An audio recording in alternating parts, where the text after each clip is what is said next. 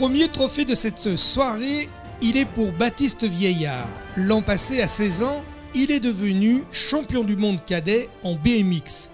La compétition se déroulait à Medellín, en Colombie. Tétraplégique à la suite d'un accident de rugby, Corentin Le Guen a créé son équipe de rugby fauteuil en 2011, puis il a gagné sa place en équipe de France et avec celle-ci, il a participé aux Jeux Olympiques de Rio.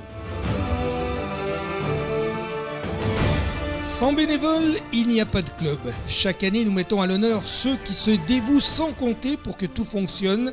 Cette année, le trophée, il est pour Colette Orsat au service du SCO Dijon depuis 25 ans.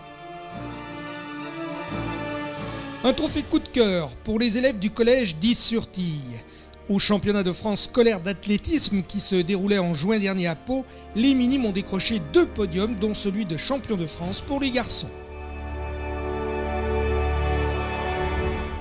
Ça glisse sur l'eau pour Hugo Rance, à qui nous décernons le trophée de l'espoir.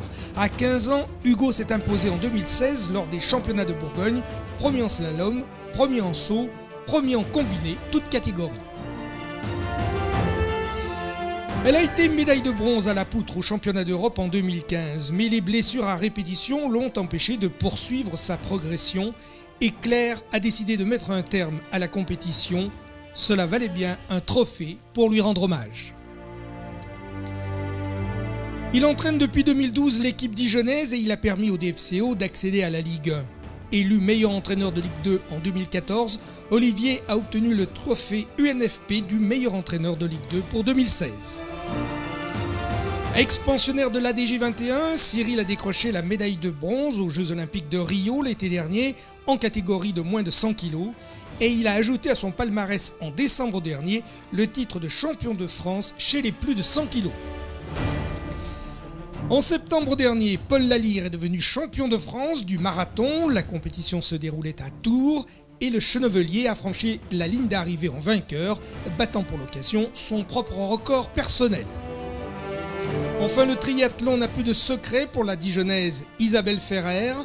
L'automne dernier, elle s'est alignée au départ du célèbre Ironman d'Hawaï et elle a bouclé l'épreuve en 10h23, se classant ainsi première française.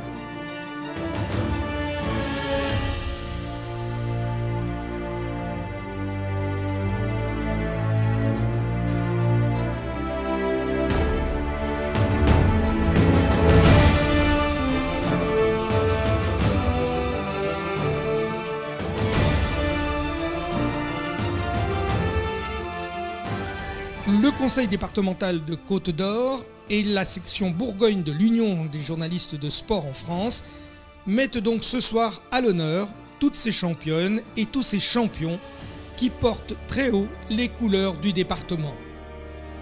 Un tonnerre d'applaudissements pour tous ces champions que nous allons maintenant accueillir sur ce podium.